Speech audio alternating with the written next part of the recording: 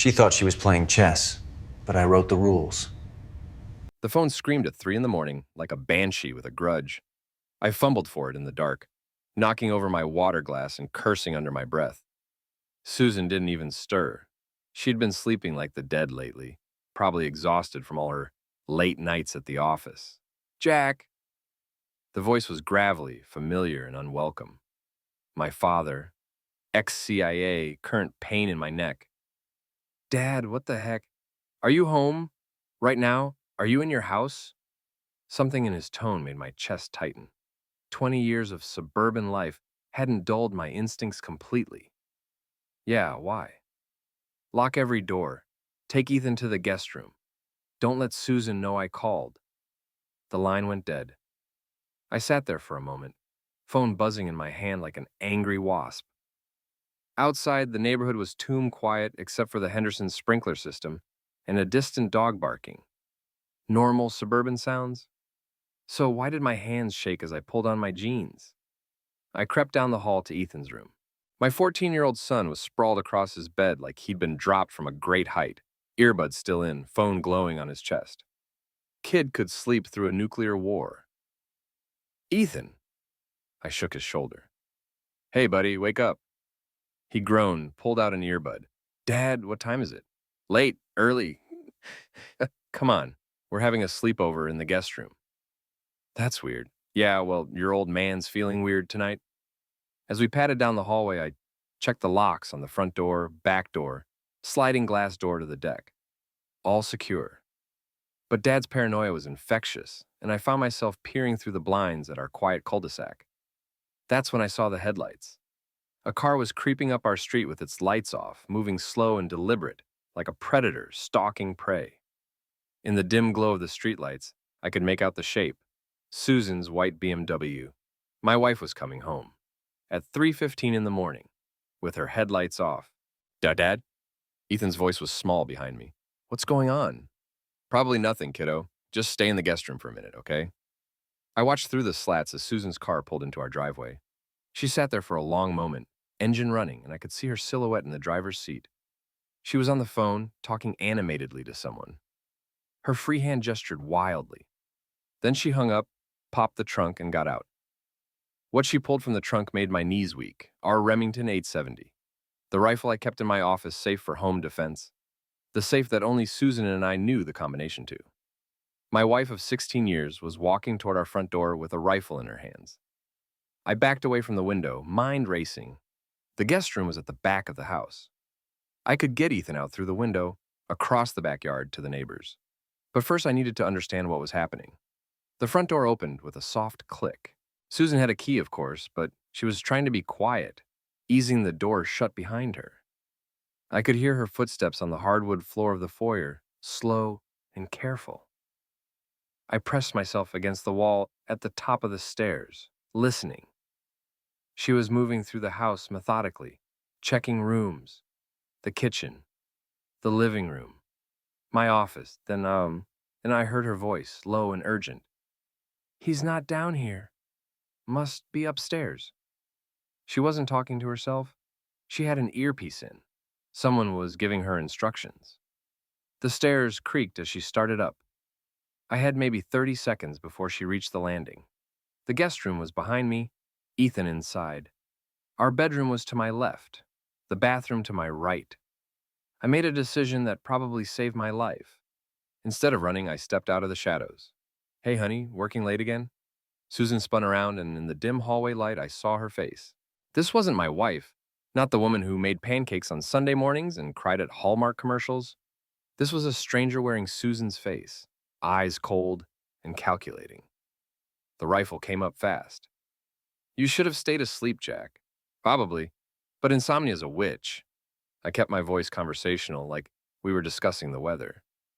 Nice tool. Looks familiar. Don't be cute. Can't help it. It's my natural charm. I took a small step forward. So, who's on the phone? Your book club? PTA meeting running late? Her finger tightened on the trigger. You have no idea what you've gotten yourself into. Enlighten me. That's when she swung the back end of the rifle at my head. I saw it coming and tried to duck, but Susan had always been athletic. Tennis twice a week, yoga every morning. The wooden stock caught me above the left ear with a sound like a baseball bat hitting a watermelon. The world tilted sideways. I hit the floor hard, tasting metal. Through the ringing in my ears, I heard Ethan's door open. Mom, Dad, what's... Get your shoes on. We're leaving. Susan's voice was sharp, authoritative. Now, Ethan. But Dad's hurt. He'll be fine. Move. I tried to push myself up, but my arms felt like wet noodles. The hallway spun around me like a carnival ride. Mom, what's happening? Your father got himself into some trouble. We need to go somewhere safe until it's sorted out. Lies, all lies. But Ethan was 14, scared, and Susan was his mother.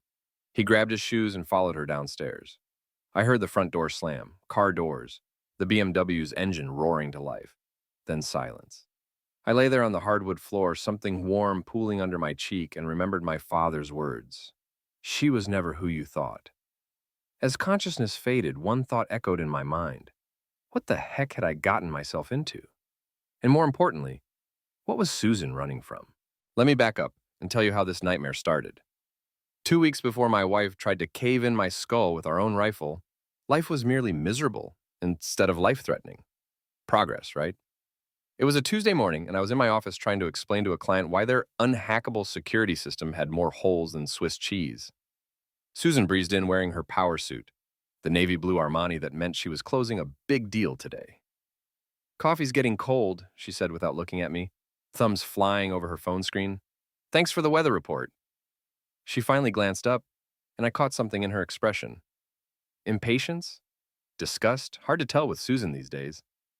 Everything about me seemed to irritate her, from the way I chewed my cereal to how I left my shoes by the front door. I'll be late tonight, showing the Pemberton estate to some investors from New York. Again? It's a $12 million listing, Jack. Some of us can't work from home in our pajamas. I looked down at my jeans and polo shirt. These aren't pajamas. Close enough. She grabbed her travel mug and headed for the door. Don't wait up. This had become our morning routine. Susan announced her schedule like a general briefing troops. I made some sarcastic comment, she delivered a cutting remark, and off she went to conquer the real estate world.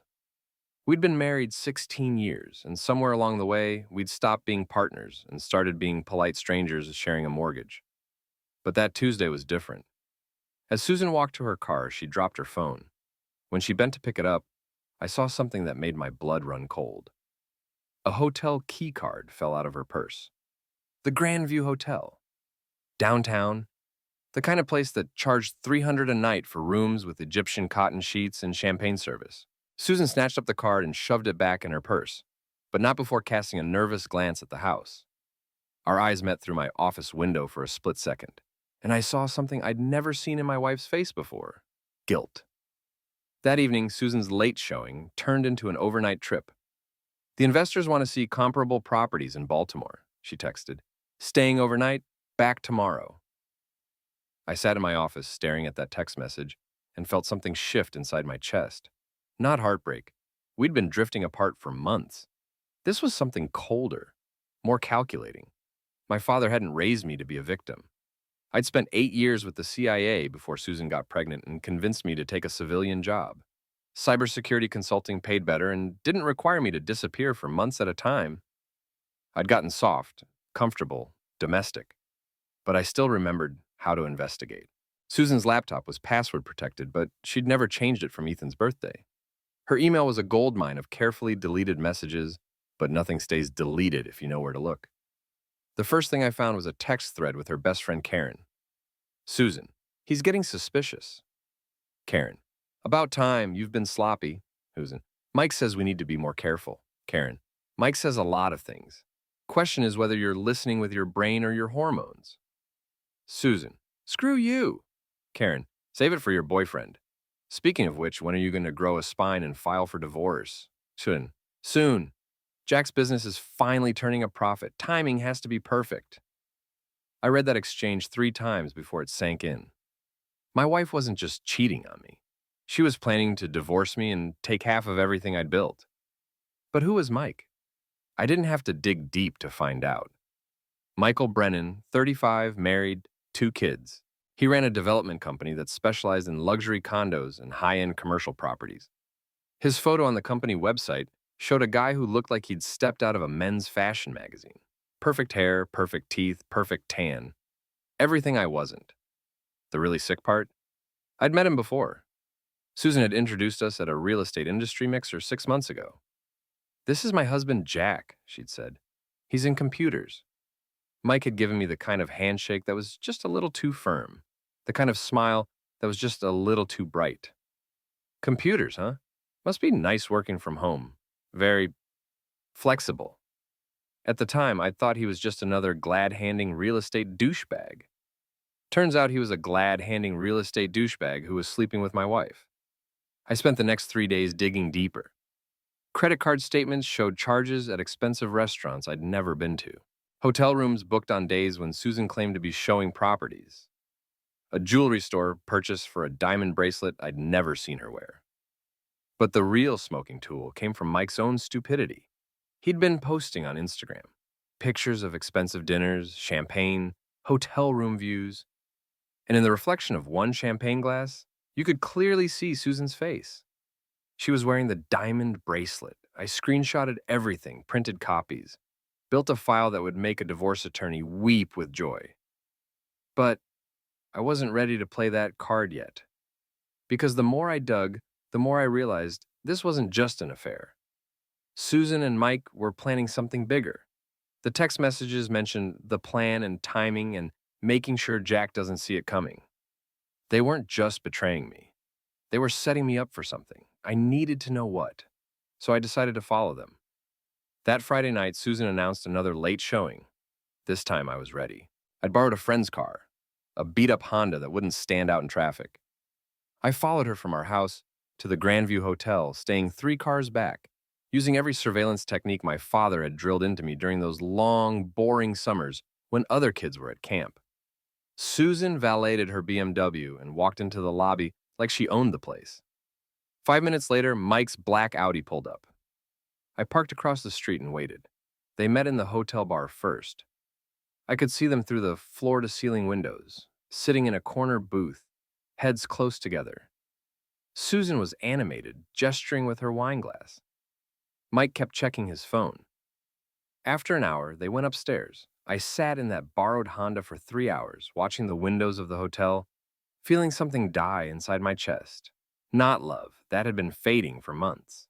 This was respect, trust. The basic assumption that the person you'd built a life with wouldn't stab you in the back. But the real gut punch came when they finally emerged from the hotel. I followed them to an all-night diner, the kind of place with fluorescent lighting and coffee that could strip paint. They sat in a window booth, and I parked close enough to read lips, another skill courtesy of Dad's paranoid training. What I saw made my hands shake with rage. They were laughing. Not just smiling, doubled over, tears streaming, can't catch your breath laughing. And they were talking about me. I couldn't make out every word, but I caught enough. Boring, clueless, pathetic in bed. Mike said something that made Susan nearly choke on her coffee. She wiped her eyes and leaned across the table. The best part, I read on her lips, is he has no idea what's coming. That's when I knew this wasn't just about divorce. They had something planned that would destroy me completely. I drove home in a rage so pure it felt like religious ecstasy. Susan's car wasn't in the driveway, probably spending the night at Mike's place while his wife was out of town. I sat in my office until dawn, staring at the evidence I'd collected, planning my next move. Susan thought I was boring, clueless, pathetic. She was about to learn that her boring, clueless, pathetic husband had been trained by some very dangerous people. And unlike her, I didn't make mistakes. Monday morning came with the kind of crisp autumn air that makes you think about new beginnings. Susan was already gone when I woke up. Another early client meeting, which gave me time to put my plan into motion. First stop, Mike Brennan's office. Brennan Development occupied the top floor of a glass tower downtown, all chrome and leather and abstract art that probably cost more than my car. The receptionist was a blonde 20-something who looked like she'd stepped out of a magazine. "I'm here to see Mike Brennan," I told her, flashing my most charming smile. "Jack Morrison, Cybersecurity, we have an appointment." We didn't, of course. But I'd learned long ago that confidence and a decent suit could get you into most places.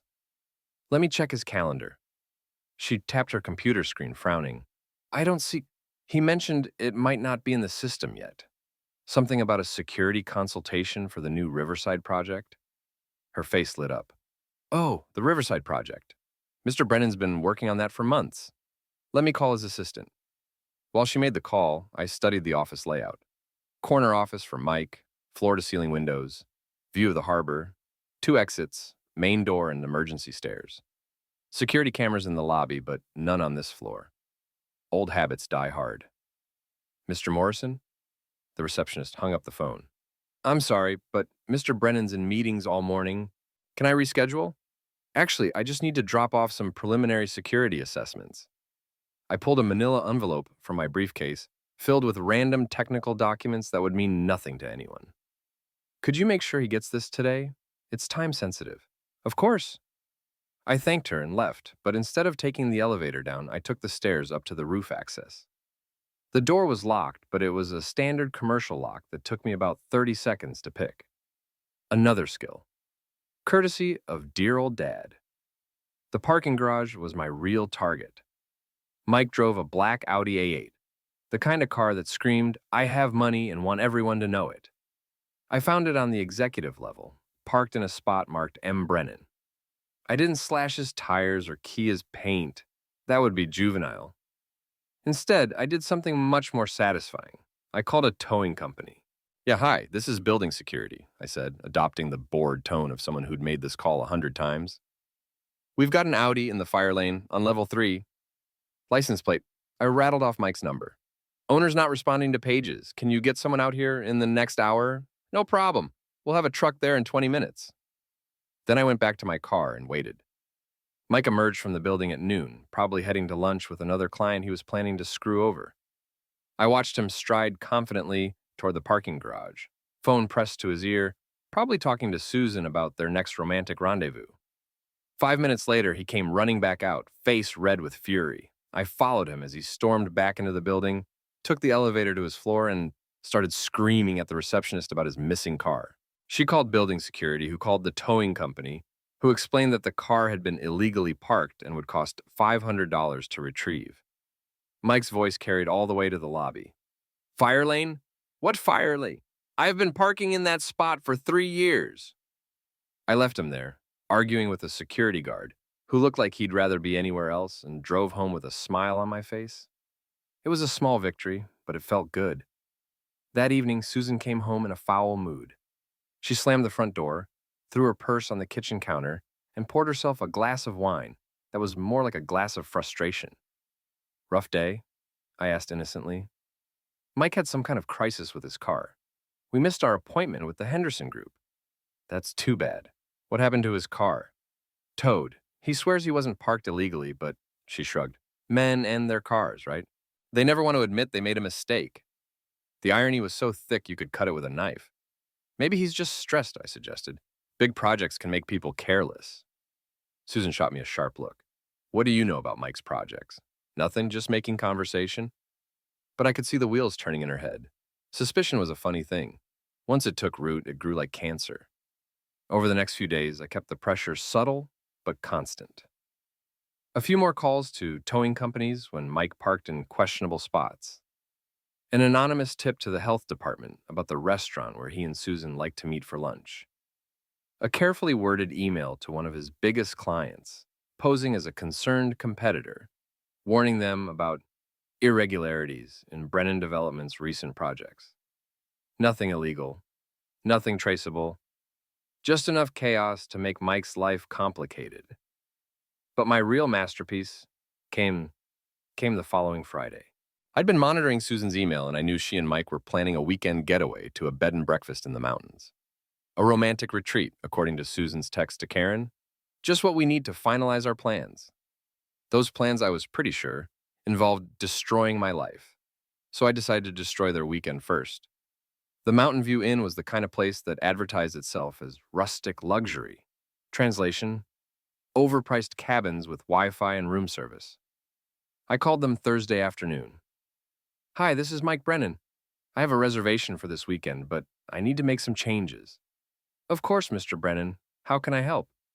My girlfriend has some severe food allergies, I said, lowering my voice to sound embarrassed. Shellfish, nuts, dairy, gluten. I know it's a lot to ask, but could you make sure the kitchen is aware? Maybe prepare some special meals? Absolutely. We'll make a note in your file. Also, she's been having some digestive issues lately.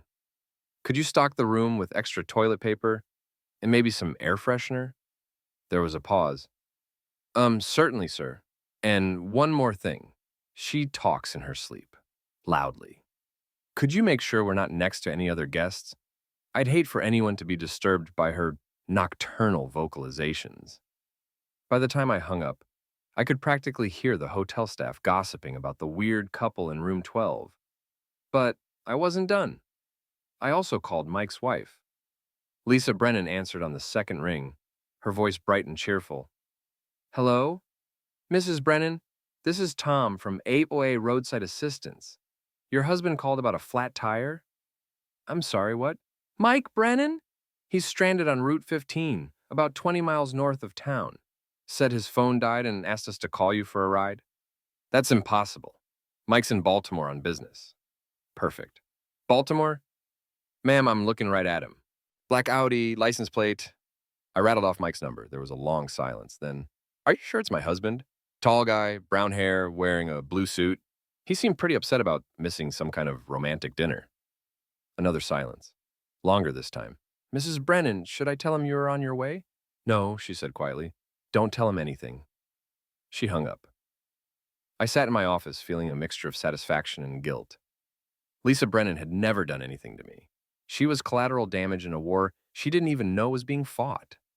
But Susan and Mike had started this.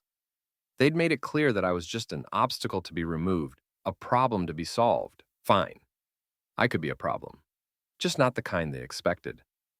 That night, Susan packed a small suitcase, claiming she had a girls' weekend with Karen and some friends from work. Have fun. Didn't, I told her, kissing her cheek. Try to relax. She smiled.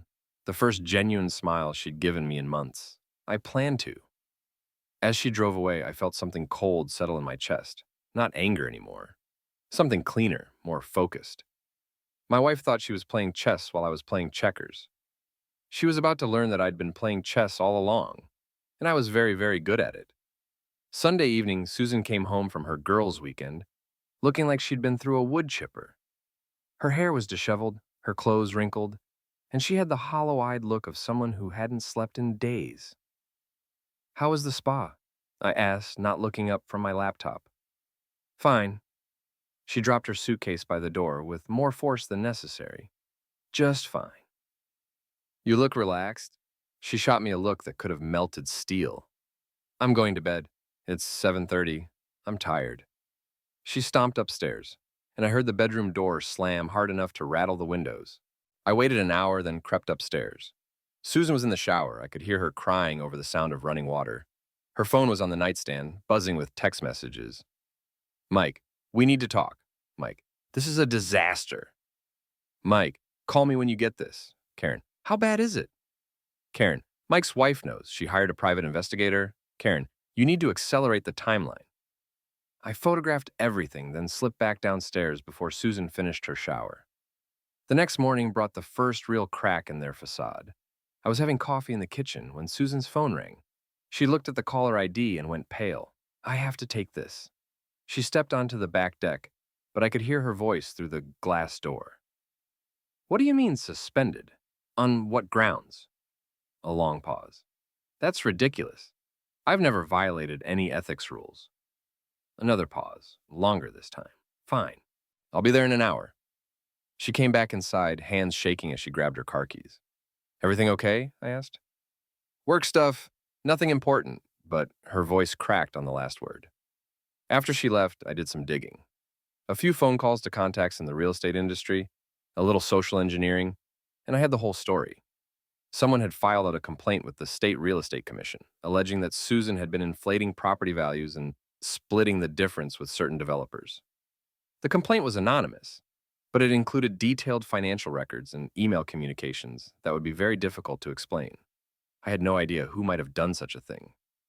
That afternoon, Susan came home looking like a ghost. I've been suspended pending investigation, she said, slumping into a kitchen chair. Someone sent the commission a file that makes it look like I've been running scams with Mike. That's terrible. Who would do something like that? I don't know. She looked up at me with tears in her eyes. Jack, I need to tell you something. Here it comes, I thought. The confession, the apology, the plea for forgiveness. Instead, she said, I think someone's trying to frame me. Frame you for what? I don't know. But whoever did this, they have access to private emails, financial records, things that should be impossible to get. She was looking at me strangely, and I realized she was starting to connect the dots. Her husband, the cybersecurity expert. Her husband who would have the skills to hack email accounts and financial records. Her husband who might have discovered her affair. You don't think I began. No, of course not. But she didn't sound convinced. It's just, the timing is strange. Right when Mike and I were working on the biggest deal of our careers. You and Mike worked together a lot. It wasn't quite a question, but it hung in the air between us like smoke. He's a client, a good client. I'm sure he is. That evening, Mike called. I could hear Susan's side of the conversation from my office. What do you mean your wife filed for divorce? She can't have evidence. We were careful. No, I can't meet you tonight. Jack's acting suspicious. What do you mean, what kind of suspicious? He's asking questions. About us, Mike, about us. The next morning, Susan was gone before I woke up. She'd left a note on the kitchen counter. Staying at Karen's for a few days. Need some space to think. Space to think. Right. I gave her 2 hours, then drove to Karen's house. Susan's BMW wasn't in the driveway, but Mike's Audi was parked around the corner. They weren't at Karen's to think. They were there to plan. I parked across the street and called my father. I need a favor, I said when he answered. What kind of favor? The kind you're good at. There was a long pause. Jack, whatever you're thinking. They're planning something, Dad. Something that involves destroying me. I need to know what it is before they pull the trigger. Another pause. Give me the address. 3 hours later, my phone buzzed with a text message from an unknown number. Check your email. The email contained audio files, hours of conversation recorded from inside Karen's house. My father had apparently decided that the direct approach was best. I put on headphones and started listening. What I heard made my blood run cold. Susan. The domestic violence angle is our best bet. I've got photos of old bruises that could be from Jack. Mike. What about your son? Susan. Ethan will back me up if I explain the situation right. Karen. And if he doesn't? Susan. Then we make it clear that his college fund depends on his cooperation. Mike. I still think we should just file for divorce and take half of everything. Susan. Half isn't enough. Jack's business is worth more than he lets on. I've seen the books. If we can prove he's been emotionally harmful, I get the house, the business, custody of Ethan, and alimony. Karen. What about the ethics investigation? Susan. That's actually perfect. Makes me look like a victim. Jack found out about my success and tried to sabotage my career. Mike. You really think he's the one who turned you in? Susan. Who else? He's got the computer skills, and he's been acting weird for weeks. Karen. So what's the timeline? Susan. I file the restraining order tomorrow. Domestic violence charges by the end of the week. Divorce papers next Monday. Mike. Us and then? Susan. And then Jack Morrison learns what happens when you mess with the wrong woman. I sat in my car, listening to my wife plan my destruction, and felt something break inside my chest. Not my heart. That had been broken for weeks. This was something deeper. Some fundamental faith in human decency. They weren't just betraying me. They were going to destroy my relationship with my son, take everything I'd worked for, and probably send me to jail on false charges. Also, Susan could run off with her boyfriend and live happily ever after on my money. I called my father back. I need more than surveillance now, I said. Jack, they're going to frame me for domestic violence. Take my son, destroy everything. There was a long silence. Then, what do you need? Everything you've got on all three of them. Financial records, background checks, dirty secrets. I need ammunition. That's not how you were raised. I was raised to protect my family, I interrupted. Ethan is my family. Susan stopped being family the moment she decided to destroy me. Another pause.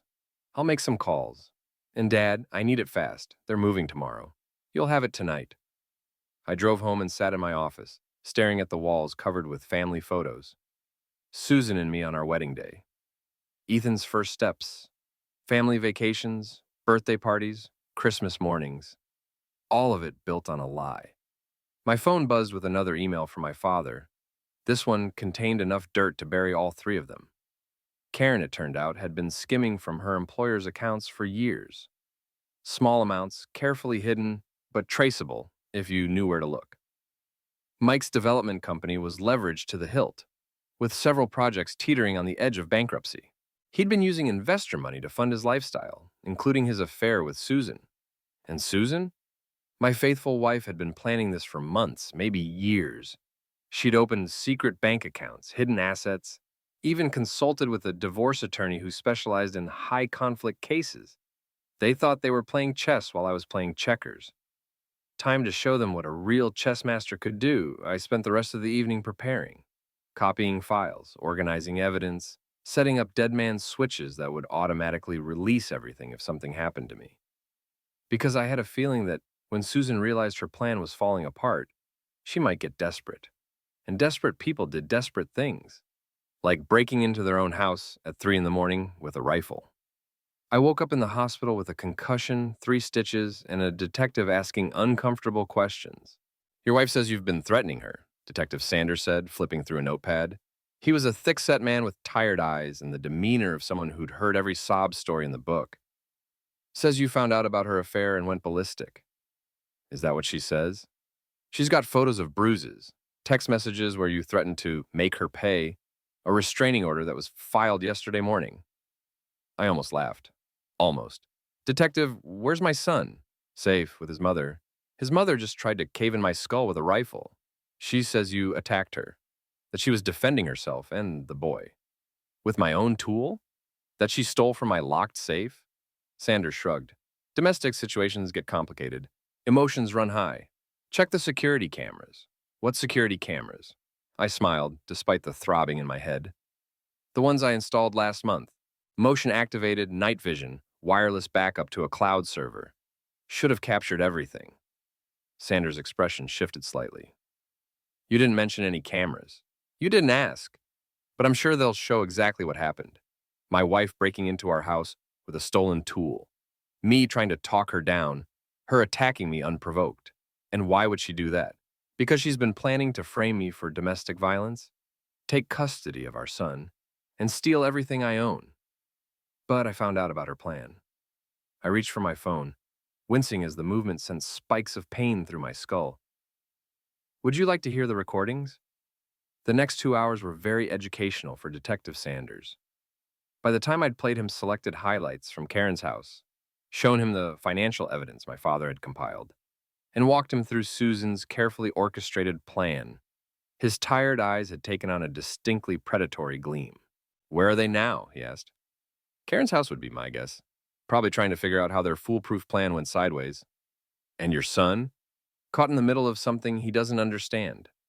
I met his eyes. "Detective, I don't care what happens to Susan at this point. She made her choices, but Ethan didn't choose any of this." Sanders nodded. "We'll bring him home." But when they got to Karen's house, it was empty.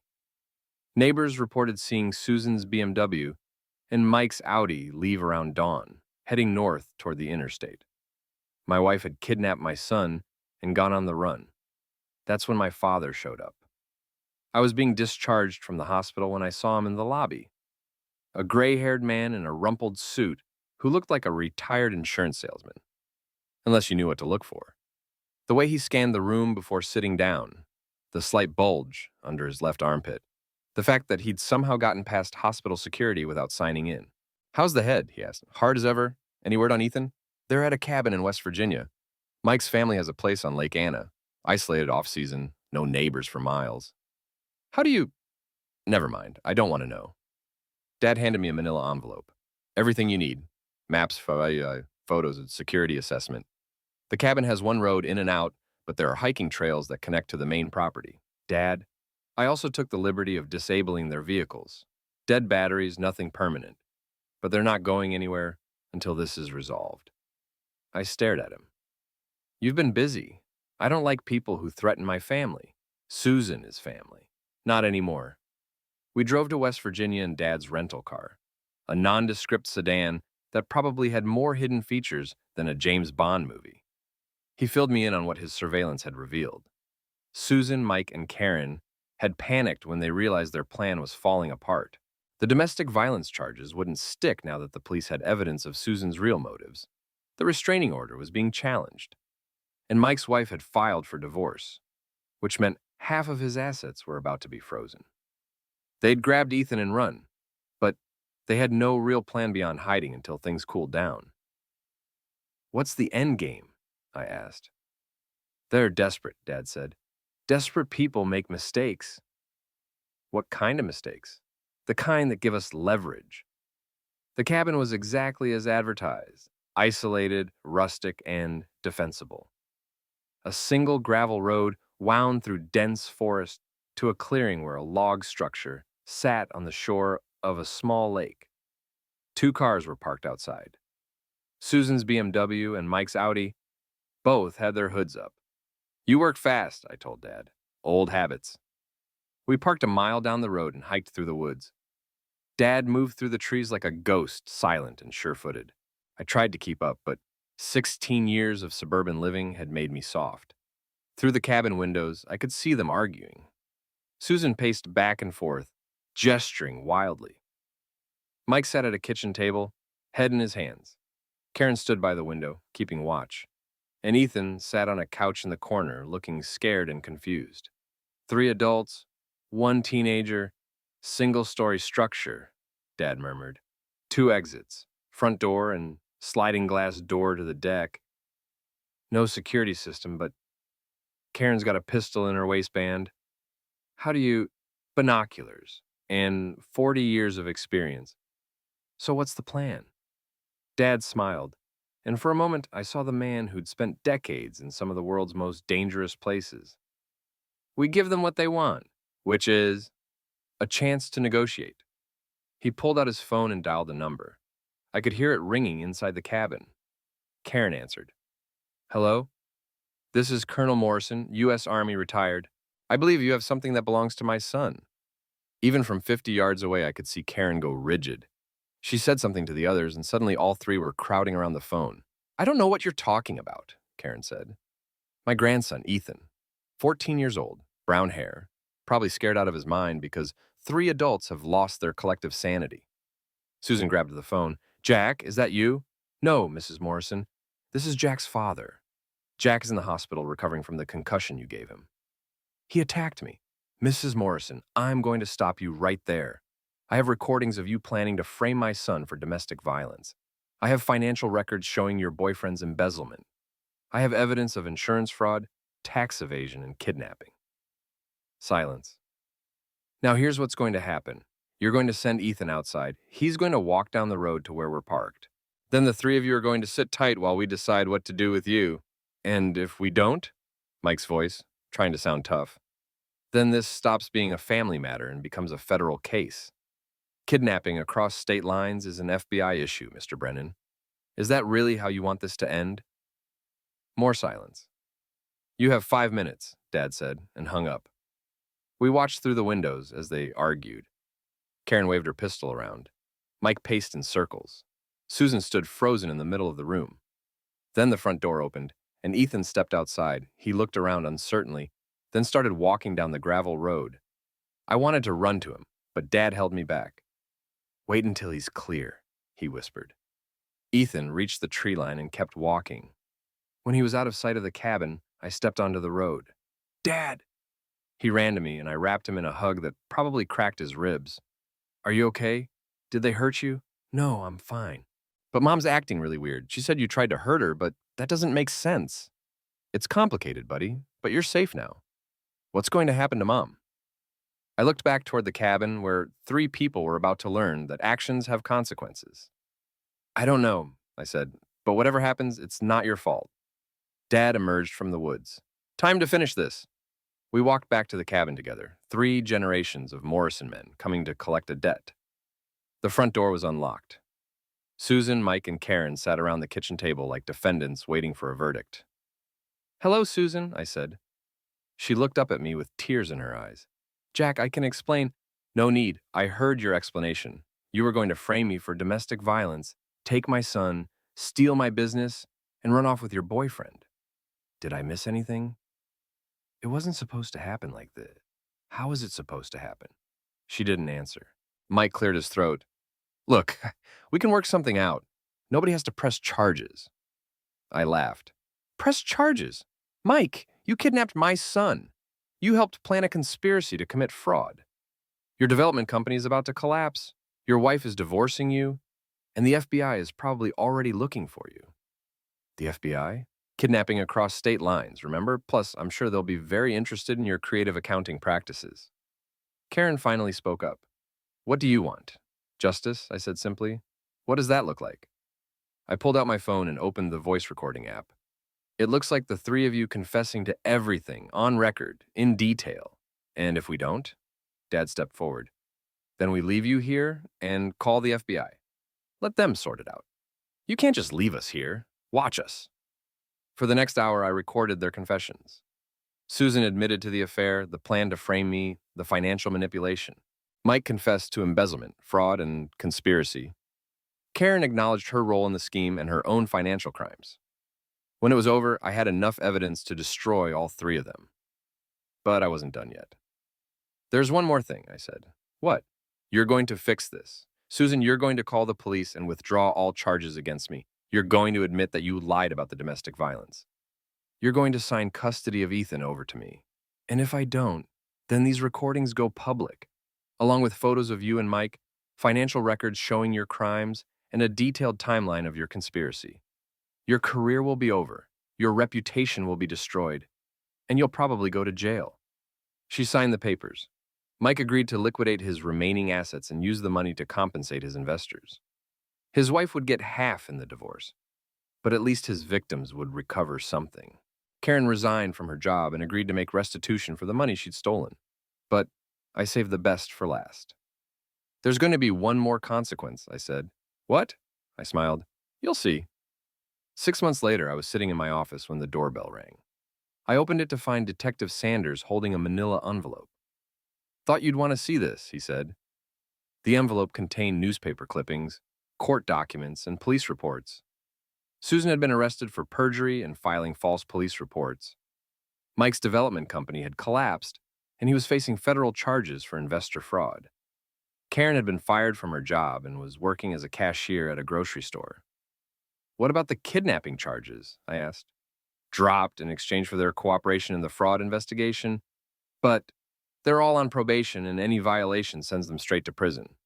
And Susan, living in a studio apartment across town, working at a call center. Her real estate license was permanently revoked. I nodded. Justice. Served cold. There's something else, Sanders said. We found evidence that this wasn't their first time. Mike and Karen had run similar scams before, targeting wealthy men in messy divorces. Your wife was just their latest recruit. How many others? At least 3 that we can prove, maybe more. So Susan hadn't just betrayed me. She'd joined a criminal enterprise that specialized in destroying families. After Sanders left, I sat in my office and thought about the past 6 months. Ethan was doing well, better than well, actually. Turns out he'd been feeling the tension at home for years, and removing that stress had helped him flourish. His grades were up, he'd joined the debate team, and he was talking about colleges. My business was thriving. Turns out that having your personal life splashed across the local news as a cybersecurity expert who outsmarted a criminal conspiracy was actually great for marketing. I'd had to hire 2 additional consultants to handle all the new clients. And me, I was learning to be happy again. The doorbell rang again. This time it was a delivery driver with a package addressed to me. No return address. Inside was a single photograph. It showed Susan, Mike, and Karen sitting in what looked like a courtroom, all wearing orange jumpsuits. On the back, someone had written, "Justice served, a friend." I knew that handwriting. I called my father. Did you send me something? I asked. I might have. They were supposed to avoid jail time. They were, until someone provided additional evidence to the FBI. What kind of evidence? The kind that proves they'd been running this scam for years. Bank records, email communications, testimony from previous victims. Dad, Jack, these people destroyed families for profit. They turned innocent children against their fathers. They stole life savings and college funds and retirement accounts. So you made sure they got what they deserved. I made sure they got justice. I looked at the photo again. Susan looked older, tired, defeated. Mike had lost weight and his perfect tan. Karen looked like she'd aged 10 years. How long? 3 to 5 with good behavior. And their victims will get their money back thanks to asset forfeiture. The FBI seized everything: houses, cars, bank accounts, investments. It'll all be distributed to the people they scammed. I hung up the phone and walked to my window. Outside, Ethan was practicing his shots in the driveway, getting ready for tryouts next week. He looked happy, healthy, free. That evening, we had dinner at our favorite restaurant. Just the two of us, like we'd been doing every Friday for the past 6 months. Ethan told me about his day, his friends, his plans for the weekend. Dad, he said as we were finishing dessert, can I ask you something? Sure. Do you miss Mom? It was a question I'd been dreading and expecting in equal measure. I miss the person I thought she was, I said carefully, but that person never really existed. I don't miss her, Ethan said quietly. Is that bad? No, buddy, it's honest. She lied to me. About you, about what was happening. She tried to make me think you were the bad guy. She was scared and desperate. People do stupid things when they're scared. You didn't. I had help and I had you to think about. Ethan smiled. We make a good team. The best. As we drove home, I thought about the past year. The betrayal, the investigation, the confrontation, the aftermath. It had been the worst and best year of my life. Worst because of what I'd lost. Best because of what I'd gained. I'd gained my son's respect and trust. I'd gained a thriving business. I'd gained the knowledge that I could protect what mattered most. And I'd gained something else. The certainty that I was stronger than I'd ever imagined. Susan had thought she was playing chess while I was playing checkers. She'd thought I was boring, clueless, pathetic. She'd learned the hard way that underestimating your opponent is the fastest way to lose. The next morning, I woke up to find an envelope slipped under my front door. Inside was a single sheet of paper with a brief message. Thank you for showing me what real strength looks like. I'm sorry it took me so long to see it. Take care of Ethan. He's lucky to have you. I read it twice, then walked to the kitchen and dropped it in the trash. Some apologies come too late to matter. But as I made breakfast and got ready for another day, I realized something. I wasn't angry anymore. Not at Susan, not at Mike, not at Karen. They'd gotten what they deserved, and I'd gotten what I needed: my son, my self-respect, and my life back. That afternoon, Ethan made the basketball team. That evening, I closed the biggest deal in my company's history. That night, I slept better than I had in years. Justice, it turned out, was the best sleeping pill of all. 3 years later, I was invited to speak at a conference on cybersecurity and personal protection. The organizer introduced me as the man who turned the tables on his own would-be destroyers. During the Q&A, someone asked me what advice I'd give to people facing similar situations. Don't underestimate yourself, I said, and never ever underestimate what you're capable of when someone threatens your family. But what if you're not ex-CIA like your father? The questioner pressed. What if you're just a regular person? I smiled. I am just a regular person. I'm a suburban dad who works in IT and drives a Honda. But when someone tried to destroy my son's life, I discovered that regular people can do extraordinary things. Such as refusing to be a victim. Such as fighting back with intelligence instead of emotion. Such as proving that the good guys can win, if they're willing to play the game better than the bad guys. After the conference, I drove home to find Ethan in the kitchen, doing homework at the table where Susan used to plan my destruction. How was the speech? He asked. Good. How was school? Good. I got accepted to MIT. I stopped dead. What? He grinned and handed me a letter. Early admission. Full scholarship. I read the letter 3 times before it sank in. My son, the boy who'd been caught in the middle of his mother's criminal conspiracy, was going to one of the best universities in the world. I'm proud of you, I said. I learned from the best. Your teachers, my dad. That night after Ethan went to bed, I sat in my office and thought about the journey that had brought us here. 3 years ago, I'd been a man whose life was falling apart. My wife was cheating, my marriage was a lie, and I was about to lose everything I'd worked for. Today, I was a successful business owner with a son heading to MIT and a reputation as someone you didn't want to mess with. The difference wasn't luck or connections or special skills. The difference was refusing to give up. Susan had counted on me being passive, accepting, willing to be destroyed quietly. She'd counted on me being the boring, pathetic husband she'd mocked to her lover. She'd forgotten that boring, pathetic husbands sometimes have hidden depths.